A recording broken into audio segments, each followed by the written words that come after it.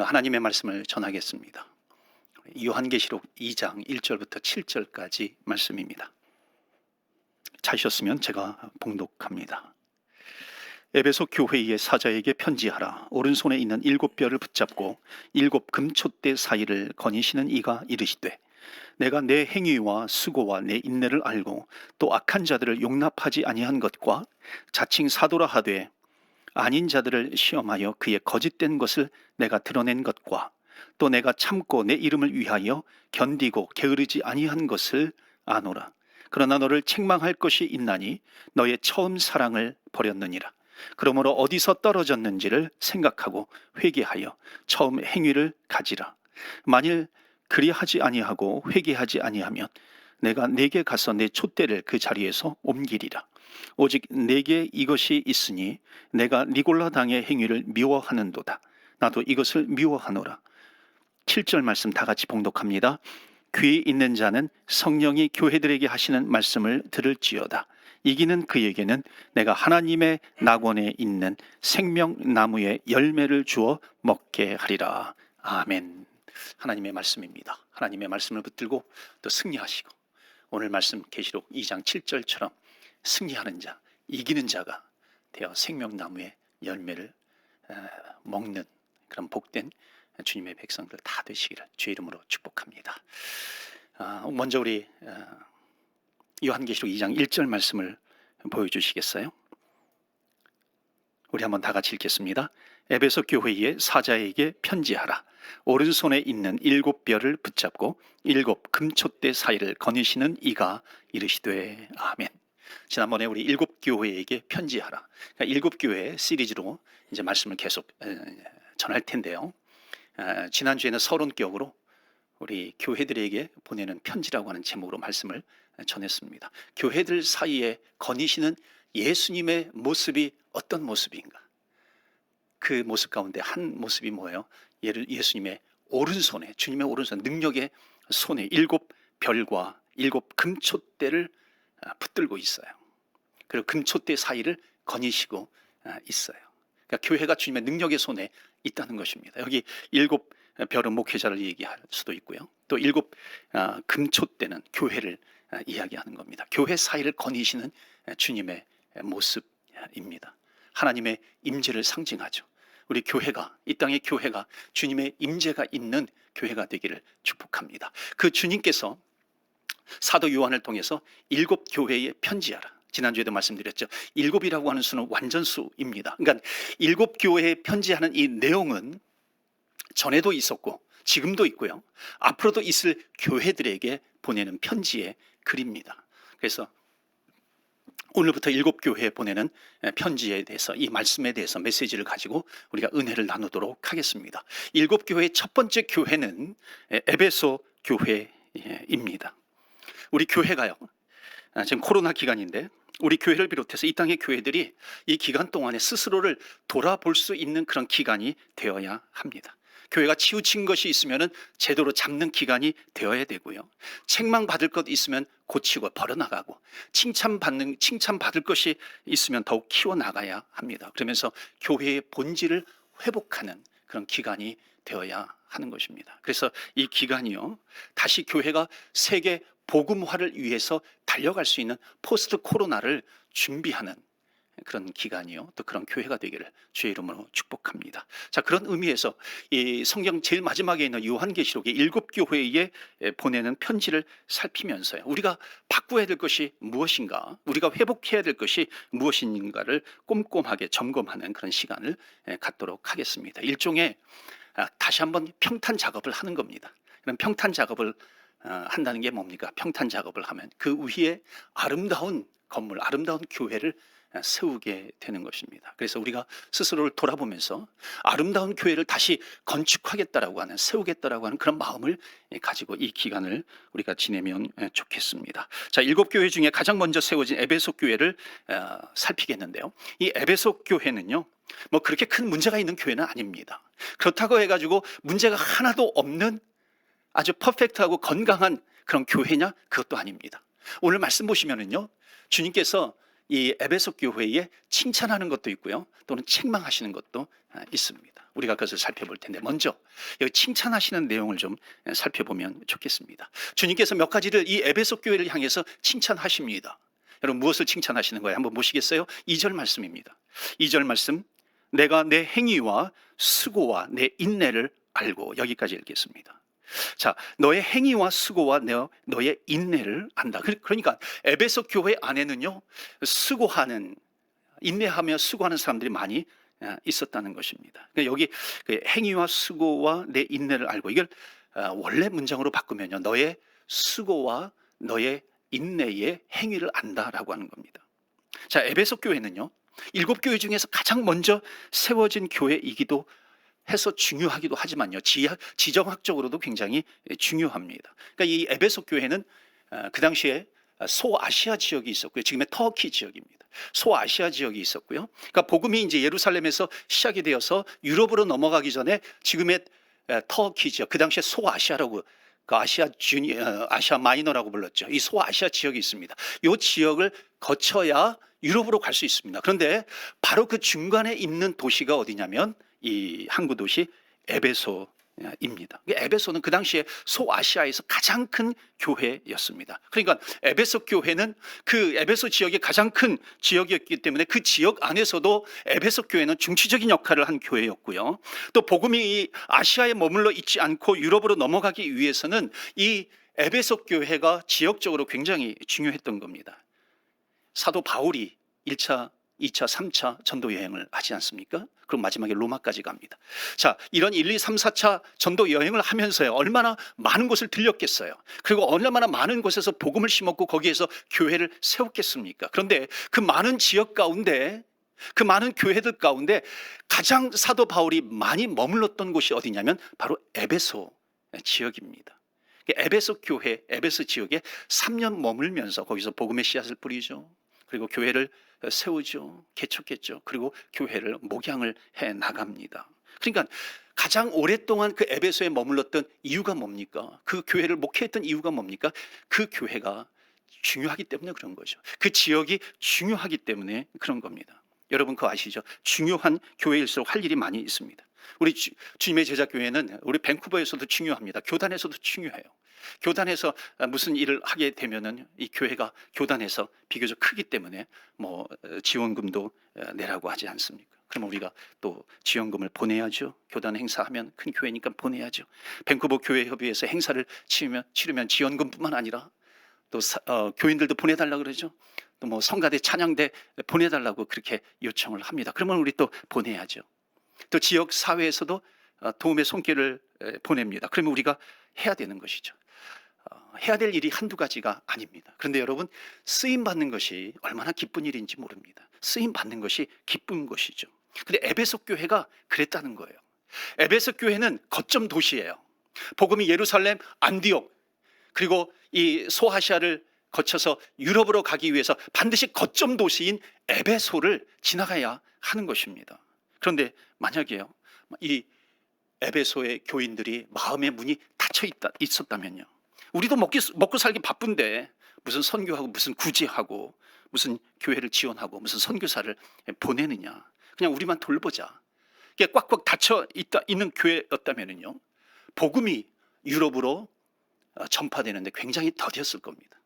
그리고 어쩌면 우리는 아직까지도 그 복음을 받아들이지 못하면서 살아갈 수도 있는 것이죠. 그런데 에베소 교회는 기쁨으로 자원해서 그 수고를 감당한 거예요. 인내하면서 그 수고를 감당한 겁니다. 그래서 복음이 땅끝까지 전파될 수 있었던 것이죠. 거기에 아주 중요한 역할을 이 에베소 교회가 한 겁니다. 그래서 주님께서 칭찬하시는 거죠. 너의 수고를 내가 안다. 너의 인내를 안다. 그러면서 예수님은 에베소 교회를 향해서 칭찬하고 계십니다. 그 2절 앞부분에 보시면 너희가 수고와 인내를 하면서 하나님의 일을 하는 것을 내가 안다 하는 것, 에베소 교회를 칭찬하십니다. 수고와 인내를 칭찬하죠. 주님께서 우리 교회를 보실 때 어떻게 보실까요? 우리의 수고와 인내를 칭찬하시는, 칭찬받는 교회가 되기를 축복합니다. 자, 3절을 보시면요, 2절 이어서 3절도 비슷한 내용이 나옵니다. 또 내가 참고 내 이름을 위하여 견디고 게으르지 아니한 것을 아노라. 여기 비슷한 단어들이 나와요. 참고, 참았다, 견디었다, 하는 겁니다. 그러니까 2절에서도 그렇고 3절에서도 그렇고 에베소 교회가 정말로 칭찬받는 일은 뭐냐면 수고와 인내, 참는 것, 인내, 이것을 잘한 겁니다. 그런 교회였다는 거죠. 그러니까 한 번 수고하고 끝나는 것이 아니라 수고했으면 끝까지 인내를 하면서 수고하는 겁니다. 그러니까 주님께서 칭찬을 하시는 거죠. 여러분, 우리가 교회에서 수고를 할 때요, 우리가 여러 가지 부서에서 수고합니다. 교사로, 찬양대로, 또 부서에서, 또 위원회에서, 또 속회에서, 선교회에서 여러 가지로 우리가 사역을 합니다. 그런데 그 수고를 하는데 오랫동안 인내하면서 수고하는 사람을 만나면은요, 참 기쁩니다. 귀하기 때문에 그런 것이죠. 왜냐하면 사람은 처음에 다 수고합니다. 그런데 수고하는데 자기 수고에 걸맞는 보상을 받지 않으면요, 내려놓기가 쉬운 거예요. 그런데 어떤 사람은 이 세상 사람은 날 몰라주어도, 세상은 나를 몰라주어도 주님을 위해서 1년이고 또 3년이고 5년이고 10년이고 보상이 없어도 수고로, 인내로 그것을 감당하고 있다는 겁니다. 여러분, 우리가 섬긴다라고 하는 단어를 많이 쓰잖아요. 교회에서는 이 섬기는, 섬김의 종, 섬긴다라고 하는 말을 많이 씁니다. 주님께서 이 땅에 오셔서 섬기셨다는 거죠. 내가 섬기러 왔노라. 그런데 이 섬김이라고 하는 단어는 지금은 이 섬김이라는 단어를 그냥 자연스럽게 수고한다라고 바꾸어 쓰는데, 이 섬김이라고 하는 단어는 두 가지가 합성된 겁니다. 바로 여기에 나와 있는 수고와 그리고 인내입니다. 그러니까 수고 플러스 인내가 섬기는 거예요. 사랑하는 성도 여러분, 우리 교회가 바로 이 수고 플러스 인내에 섬김이 있는 교회가 되기를 주의 이름으로 축복합니다. 목회를 하다 보면은 에피소드들이 참 많이 있잖아요. 어떤 사람들은요, 처음 교회 와가지고 목사님 은혜 받았어요. 제가 이제 이 교회 뼈를 묻겠습니다. 어떤 일이든지 다 시켜주세요. 제가 다 감당하겠습니다. 아주 화끈하게 다가옵니다. 근데 문제는 뭐냐면 올 때도 화끈하게 오지만 갈 때도 화끈하게 가버린다는 겁니다. 이게 문제인 거죠. 혼자서 다 섬길 것처럼 했어요. 그런데 1년 지나고 2년 지나고 3년 지나다 보니까는 보상이 없는 겁니다. 알아주지 않는 거예요. 수고는 여러분 다 합니다. 그런데 수고가 인내로 연결되는 것, 여러분 보통 큰 믿음이 아닙니다. 여러분, 교회에서 섬길 때 명당 자리가 있는 것 아세요? 내가 할 때 이 봉사는 너무나도 쉬워요. 그런데 사람들이 야, 그러게 참 수고했어. 어렵게 보는 겁니다. 힘들게 보는 거예요. 내가 할 때는 쉬운데 어떤 생각이 드냐면, 야, 이거 절대 놓치지 말아야지. 내가 끝까지 이거 붙들고 있어야 되겠다. 그러는 겁니다. 여러분, 에베소 교회가 했던 수고라고 하는 것, 에베소 교회가 했던 섬김이라고 하는 것, 여기에는요, 이 단어에는 어떤 뜻이 담겨져 있냐면 내가 피를 흘리기까지 수고했다는 거예요. 즉, 이 수고는요, 선교적인 수고입니다. 그러니까 에베소 교회의 칭찬은 피를 흘리는 수고가 있었다, 인내와 함께 계속해서 그 수고를 했다는 것입니다. 그러니까 주님께서 그 교회를 딱 진단합니다. 여러 개 교회들을 진단하는데 우리의 생각과 다른 진단을 하시는 거예요. 그러니까 주님께서 진단을 하실 때는 여기는 피를 흘리는 순교가 있었다, 주님께서 진단하십니다. 그리고 칭찬을 하시는 거죠. 자, 그러면요, 우리는 여기에서 질문을 해보아야 됩니다. 에베소 교회 성도들이 어떻게 한 번 했다면 그렇게 끝까지 순교적인 신앙을 가지고 수고를 가지고 인내하면서 섬길 수 있었는가? 어찌 보면 때로는 욕을 먹기도 하잖아요. 모멸감을 당하기도 하잖아요. 그럼에도 불구하고 어떻게 그렇게 끝까지 섬길 수 있었는가? 거기에 이유가 있었어요. 그 답이 3절에 나옵니다. 3절 말씀 우리 한번 다 같이 읽을까요? 아까도 읽었었는데요. 다 같이 읽겠습니다. 시작. 또 내가 참고 내 이름을 위하여 견디고 게으르지 아니한 것을 아노라. 아멘. 너가 참고, 그 다음에 중요한 말이 나오죠. 내 이름을 위하여 견디었다. 여기에 답이 있는 겁니다. 그러니까 에베소 교회 성도들은요, 자기 이름을 위해서 수고한 게 아닌 거예요. 오직 예수 그리스도의 이름을 붙들고 예수 그리스도의 이름을 가지고 섬긴 겁니다. 내가 예수 그리스도의 이름을 욕되게 하면 안 되지. 내가 예수 그리스도의 이름을 가볍게 여기는 것이 아니라 그 예수 하나님께 영광을 돌리는 그런 수고를 내가 해야 되겠다. 여러분, 자기의 이름을 걸고 하면요, 몇 년 안 가서 자존심 상하게 됩니다. 여러분, 무시당하면 어떻게 하는 줄 아세요? 내가 왕년에 어떤 사람인데 내가 이 교회에서 이렇게 내가 푸대접을 받아야 돼요. 내가 이렇게 섭섭함을 내가 당해야 돼. 이런 대접을 받아야 돼. 여러분 이렇게 얘기하는 이유는 뭐냐면 자기 이름에 똘똘 뭉쳐있기 때문에 그런 겁니다. 자기 이름을 드러내기 때문에 그런 것이죠. 그래서 이렇게 하면 주의 일을 하지 못합니다. 근데 주의 일을 할 때는요, 우리가 꼭 기억해야 될 것이 있습니다. 주의 일을 할 때 이렇게 생각하시면 정답이에요. 주의 일을 할 때는요, 오직 한 가지 이름밖에는 없다는 겁니다. 그 이름이 뭐예요? My name is Christian. I'm a Christian. 나는 크리스찬이에요. 크리스찬의 이름을 가지고 하는 겁니다. 내 이름은 온데간데 없고 주님의 이름만 드러나게 되는 것입니다. 주님의 이름에 붙들리게 되는 것입니다. 여러분 그리스도인은 누구예요? 크리스찬은 누구예요? 그리스도를 위해서 사는 것 아니겠어요? 그리스도를 위해서 그리스도의 옷을 입은 사람입니다. 그리스도를 위해서 내가 좀 욕을 먹고 그리스도를 위해서 내가 고난을 받아도 순환을 받으면 어때? 내가 주님을 위해서 받는 고난을 기쁘게 여길 수 있는 사람, 그 사람이 누구예요? I'm a Christian. 크리스찬이라고 하는 이름을 가진 성도입니다. 우리가 고백하지 않아요? 우리가 예수님을 믿었을 때 나에게 은혜가 되는 말씀이 있잖아요. 내가 그리스도와 함께 십자가에 못 박혔나니, 내가 그리스도와 함께 십자가에 못 박혔어요. 이건 무슨 뜻이에요? 나는 죽은 거예요. 이제 내가 사는 것이 아니라, 내 이름이 드러나는 것이 아니라 오직 내 안에 계신 그리스도를 위해서 사는 것이다. 이제 내가 육체 가운데 사는 것은 내 이름을 드러내려고 하는 것이 아니라 나를 위해서 십자가에 죽으신 예수님의 이름을 드러내기 위해서 내가 살아간다. 이것이 삶의 목표가 되는 것입니다. 내 이름이 비록 좀 조롱을 당한다 할지라도 예수님의 이름 때문이에요. 예수님의 영광을 위해서, 예수님의 이름의 영광을 위해서, 내가 그 받은 은혜 때문에 그 주님이 내 안에 계시고 내가 주님 때문에 살아가는 것입니다. 그 예수님의 이름 하나면 된다, 이것이죠. 그런 사람을 주님 뭐라고 하십니까? 너희가 내 이름을 위해서 견디었다. 지금 에베소 교회 칭찬하는 거예요. 너희가 내 이름 때문에 견디었다 하는 겁니다. 여러분 한번 나를 돌아보는 시간을 갖기를 바랍니다. 내가 지금까지 주의 일을 하지 않았습니까? 내가 누구의 이름을 드러내려고 내가 봉사를 해왔던가? 혹시 내 이름이 드러나면 기쁘고 내 이름이 드러나지 않으면 섭섭하고 그런 것은 아닌가요? 내가 정말 주님의 이름을 드러내려고 했는가? 아니면 내 이름을 드러내려고 한 것이었는지? 오늘 에베소 교회에 주시는 메시지를 통해서 다시 한번 우리를 돌아보는 이 시간이 되기를 바랍니다.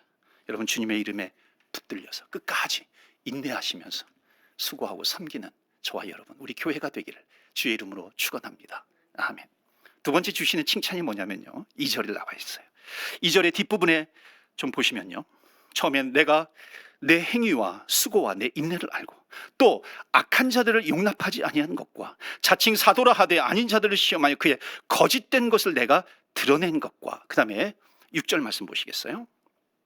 오직 내게 이것이 있으니 내가 니골라당의 행위를 미워하는도다. 나도 이것을 미워하노라. 자, 여기 에베소 교회에 거짓 사도가 들어와서 거짓 가르침이 생기게 되었는데요, 그 두 가지 큰 이유가 여기에 나오고 있는 겁니다. 하나는 뭐냐면 여기 니골라가 나와요. 니골라 당이 나오는데, 니골라는 누구냐면 원래 초대교회 7 집사 가운데 한 명이에요. 위대한 사람이죠.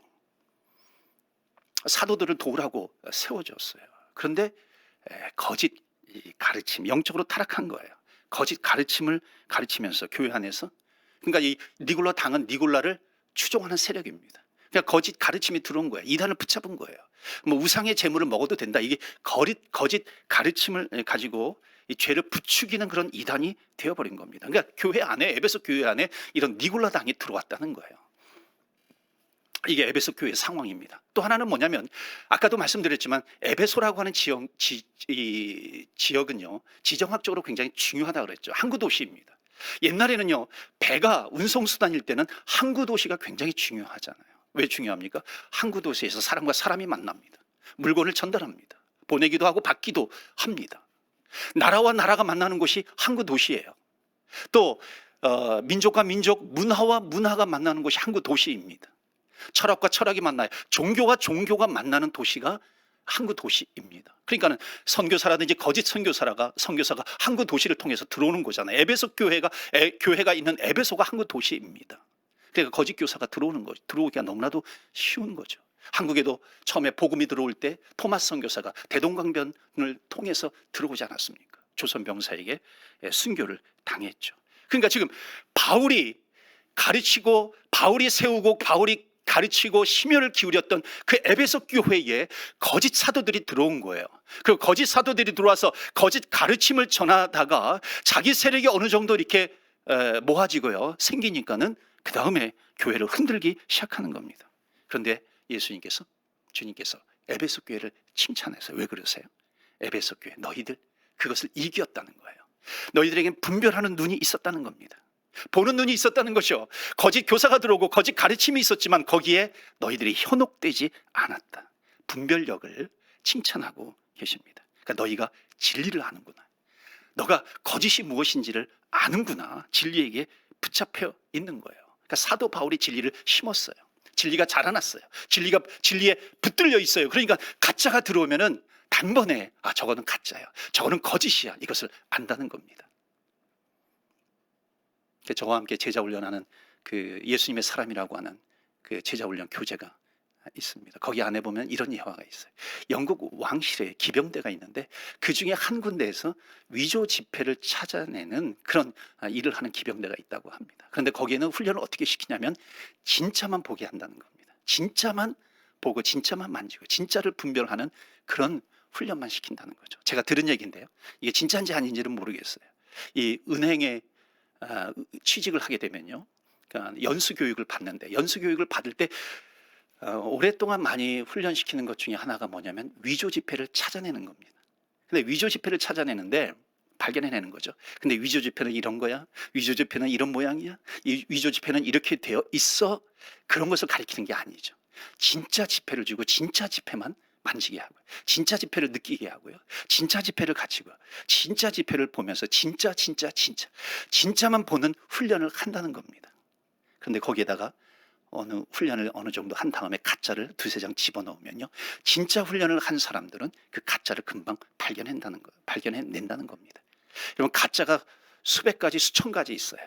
가짜를 어떻게 분별할 수 있겠어요? 가짜만 가지고. 진짜를 분별하면, 진짜를 가지고 있으면은 가짜를 분별할 수 있다는 겁니다. 이것을 위해서 끝까지 진리를 붙들었던 교회가 어느 교회예요? 에베소 교회입니다. 사랑하는 성도 여러분, 우리 교회가 에베소 교회와 같이 진리를 붙드는 교회가 되기를 주의 이름으로 축원합니다. 진리가 되시는 예수 그리스도께 소망을 두는 교회, 우리가 예배드리고 우리가 찬양하고 우리가 기도를 올려드릴 때마다 주님의 임재가 있는 교회, 주님의 몸된 교회 안에 진리가 살아있어서 거짓이 들어오면 바로 떠나갈 수밖에 없고 물러갈 수밖에 없고 묶일 수밖에 없는 그런 교회. 그래서 주님께서 주신 사명, 영혼구원의 사명, 복음화의 사명, 진리를 붙들고 끝까지 감당하는 그런 교회가 되시기를 주의 이름으로 축원합니다. 아멘. 그런데요, 에베소 교회가 수고가 있어요. 진리가 있어요. 진리를 위해서 정말 피 터지게 싸웠어요. 그리고 승리를 해냈어요.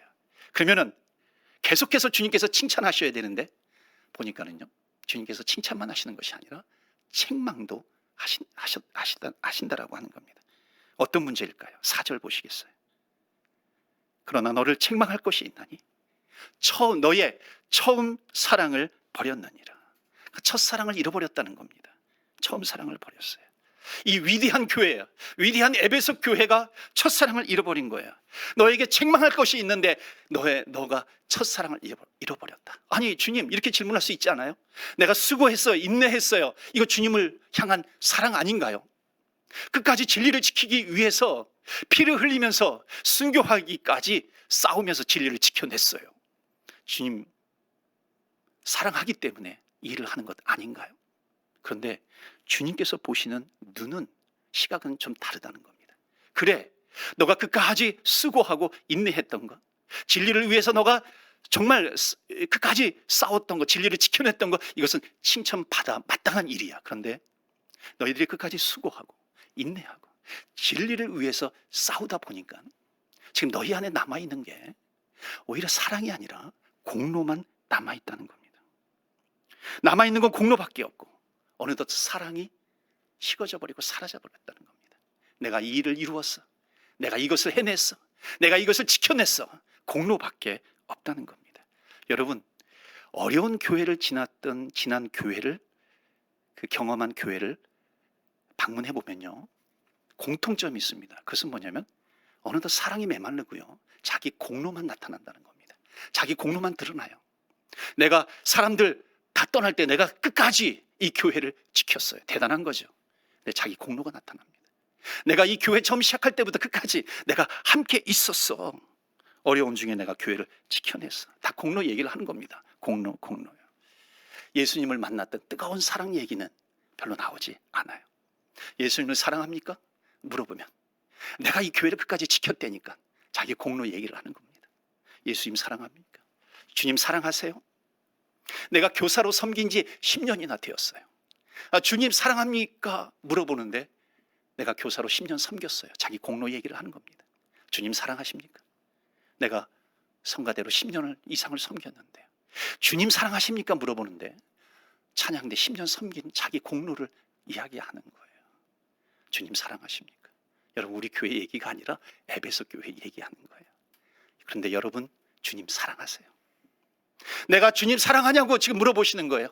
내가 주일날 빠진 적이 없고 내가 11조 빼먹은 적이 없는데 자기의 공로 얘기를 하는 겁니다. 그런데 여러분, 주님을 사랑하세요? 그럼 칭찬받을 만한 그런 일들은 우리가 얼마나 많이 했어요. 그러나 정말 주님께서 물으시는 것은 주님 사랑하십니까? 하는 겁니다. 예수님의 눈에 이 에베소 교회가 정말 진리를 지켜내기 위해서 피를 흘리면서 순교하면서 그런 것으로 감당을 했는데 어느덧 사랑은 식어지고 너의 공로만 나타나고 있구나. 그것을 주님께서 보시는 겁니다. 여러분, 주님께서 이렇게 진단하실 때는요, 그냥 진단만 하고 끝나지 않습니다. 반드시 주님은 처방을 주세요. 대안을 주세요. 그럼 어떻게 해야, 지금 첫사랑을 잃어버린 에베소 교회가 어떻게 해야 이것을 다시 회복할 수 있을까요? 그 답이 5절에 나옵니다. 5절에 보면 그러므로, 우리 다 같이 한번 읽어볼까요? 계시록 2장 5절입니다. 그러므로 어디서 떨어졌는지를 생각하고 회개하여 처음 행위를 가지라. 만일 그리하지 아니하고 회개하지 아니하면 내가 내게 가서 내 촛대를 그 자리에서 옮기리라. 아멘. 지금 예수님께서 에베소 교회에 또 우리에게, 여러분에게 뭐라고 말씀하시는 거예요? 공로가 아니라 이 말씀은 첫사랑을 회복하라라고 하는 것입니다. 여러분, 수고하는 사람에게 왜 첫사랑을 회복하라 그렇게 말씀하고 계실까요? 여러분, 그렇지 않습니까? 사랑을 하면은 수고는 저절로 따라오게 되어 있습니다. 사랑을 하면은요, 그 사랑하는 사람을 위해서 무엇을 해도 힘들지 않아요. 그 수고는 힘들다고 얘기하지 않습니다. 여러분, 우리가 처음 주님을 만났을 때 얼마나 신나서 주의 일을 했어요. 그랬을 때 여러분, 정말 그 신나서 주님의 일을 하는 것이 여러분 힘들던가요? 힘들지 않습니다. 주님을 사랑할 때는 그 수고는 수고도 아닌 겁니다. 여러분, 사랑하는 사람과 함께 차를 타고 가보세요. 사랑하는 사람들과 함께 기차를 타고 와요, 비행기를 타고 와요. 아무리 멀리 가도요, 전혀 지겹지 않습니다. 전혀 힘들지 않아요. 사랑하는 사람과 있으면요, 계속 같이 가고 싶은 거예요. 더 가고 싶은 거예요. 더 멀리 가고 싶은 거예요. 더 오래 같이 있고 싶은 거죠. 그런데 여러분, 원수와 같이 원수와 같이 차를 타보세요. 1시간 같이 차를 타면요, 꼭 10시간, 아니 1년 같이 있는 것 같아요. 힘든 거예요. 주님께서 물으시는 거예요. 정말 너가 나를 사랑하느냐 하는 겁니다. 여러분, 야곱이 사랑하는 아내를 얻기 위해서 7년을 수일처럼 여겼다 그러잖아요. 7년을 수고한 것이 사랑하는 아내를 위해서는요, 그 며칠짜리밖에 되지 않는다는 것입니다. 주님께서 물으세요. 너가 나 사랑하느냐? 여러분, 우리 교회가 또 저와 여러분이 주님을 위해서 한 것, 그 공로는 뒤로 하고 다시 한번 주님 내가 사랑합니다, 그 사랑을 고백하는 저와 여러분 되시기를 주의 이름으로 축원합니다. 자, 그렇다면은요, 여기에 보시면은 그 사랑을 어떻게 회복할 것인가? 5절 다시 한번 보시면 그러므로 어디서 떨어졌는지를 생각하라 하는 거예요. 어디서 떨어졌어요? 그것을 생각하고 회개하고 처음 행위를 가지라. 여러분, 어디서 그 사랑이 떨어졌는지 한번 생각해보고 가서 그 자리로 다시 돌아가라는 거예요. 그래서 그 사랑을 다시 되찾아와라. 사랑을 회복하라고 말씀하시는 겁니다. 주님을 만나서 정말 기뻐 뛰놀던 그때로 돌아가라는 거예요. 여러분, 우리가 정말 주님을 처음 만났을 때 주님께서 나를 찾아오시고 나에게 말씀해 주시고 내가 너의 하나님이다, 내가 너의 주님이다, 주님께서 말씀해 주시면서 내가 주님을 나의 구세주와 주님으로 영접했을 때에 정말 죽을 수밖에 없는 지옥으로 가고 있던 나를 위해서 주님 찾아오셔서 나에게 영원한 생명이 있다는 것을 말씀하시고 내가 너를 사랑한다, 내가 너를 위해서 십자가에 죽었고 내가 너를 위해서 십자가에 보배로운 피를 흘렸단다. 그 주님의 사랑을 체험했을 때 여러분 얼마나 우리가 뜨거웠어요. 그 사랑 때문에 내가 수고한 것이 정말 이건 수고도 아니고요, 내가 주님 앞에 밤을 새서 기도한 이것이요, 정말 더 기도하고 싶고요, 기도해도 모자라고 찬양을 해도 모자라고. 여러분 이것이 어디에서 나온 겁니까? 주님을 사랑하기 때문에 나오는 것 아니겠습니까? 그런데 여기 보면은 사랑이 식어진 계기가 있다는 거예요. 사랑이 식어진 계기가 뭐냐면요, 내가 신앙생활을 하는데 어쩌다가 던진 사람들의 말 한마디 때문에 내 신앙이 꼬여버리는 겁니다. 내 신앙이 어려워지고요, 메말라지고 형식화되어 버리는 것입니다. 나에게 상처를 주었던 그 사람, 나는 그 상처를 받았다고 상처 얘기하고 있는데 나에게 상처를 준 사람은 나에게 상처를 준 것 알지도 못해 다 잊어버렸어요. 그런데 나는 그 상처를 기억하고 상처를 붙들고 있으면서 괴로워하고 힘들어 하는 것입니다. 그 전 시간으로 다시 돌아가서 다시 너가 처음 주님을 만났을 때에 그 첫사랑을 회복해라, 주님께서 말씀하시는 겁니다. 여러분 코로나 기간은요 다시 돌아가는 시간이 되어야 됩니다. 첫사랑을 회복하는 기간이 되어야 됩니다. 그러면 축복의 기간이 되는 거예요. 사랑하는 성도 여러분, 여러분의 받은 상처가 있습니까? 지치고 힘든 것이 있어요. 여러분 주님 앞에 다 맡기십시오. 주님 앞에 내어 던지십시오. 그리고 첫사랑을 회복하십시오. 때로는 여러분 설교 들을 때 저거는 나에게 들으라고 하는 설교야, 상처 좀 되네. 혹시 여러분 그렇게 생각하지 않으세요? 여러분 설교 들을 때 은혜 받는 유형이 있고 받지 못하는 유형이 있습니다. 나에게 하는 소리 같은 들리면 저거 나에게 하는 소리네, 나에게 하는 소리네, 상처 좀 되네. 절대 은혜 받지 못합니다. 누가 은혜 받는지 아십니까? 하나님께서 나에게 주시는 메시지야. 하나님께서 나에게 주시는 메시지야. 내가 주님 사랑합니다. 은혜를 붙들고 일어나는 것입니다. 주님께서 십자가에 죽으시고 부활하신 다음에 사랑하는 제자 베드로를 찾아가십니다. 그리고 베드로에게 양을 맡기려고 그래요. 영혼을 맡기는 겁니다. 그런데 영혼을 맡길 때, 양을 맡길 때요, 너가 얼마나 실력이 있는지, 너가 얼마나 많은 것을 가지고 있는지, 너가 얼마나 많은 공로가 지금까지 있었는지 이건 묻지 않으세요. 주님께서 물으셨던 것은 단 한 가지입니다. 시몬의 아들 베드로, 너가 나를 사랑하느냐? 바요나 시몬아, 너가 나를 사랑하느냐?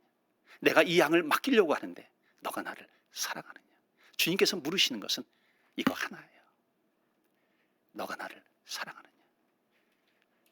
베드로가 곰곰이 생각하다가 내가 주님 사랑합니다. 내가 주님 사랑합니다. 내가 주님 사랑하는지 주님께서 나보다 더 잘 아십니다. 주님께서 그 베드로의 대답을 들은 다음에 주님께서 기뻐하시고 흐뭇해하시고 미소를 지으면서 그래 됐다. 그 말 한마디면 돼. 나를 사랑하는 거 그거 하나면 돼. 내가 너에게 이 양떼를 맡긴다. 내가 너에게 이 영혼을 맡긴다. 내가 너에게 이 미션을, 사명을 내가 너에게 맡긴다. 주님께서 말씀하시는 겁니다. 여러분 가장 큰 동기는 내가 주님을 얼마나 사랑하는가라고 하는 겁니다. 주님께서 우리에게 물으시는 거예요. 사랑하는 우리 주님의 제자교회 모든 성도들아, 내가 너에게 양을 맡기려고 하는데 나를 사랑하느냐? 우리가 주님 앞에 대답할 때 주님 사랑합니다, 그 대답을 한다면 주님은 우리를 웃으면서 맞으시면서 그래 그거 하나면 돼. 나를 사랑하는 것 하나면 돼. 주님께서 우리에게 양떼를 맡겨주시고 우리에게 사명과 미션을 맡겨주시고 정말 주님께서 우리 교회를 세워주신 목적을 이루어가게 될 것입니다. 사랑하는 성도 여러분, 첫사랑을 회복하시는 저와 여러분 되시기를 주의 이름으로 축원합니다. 아멘.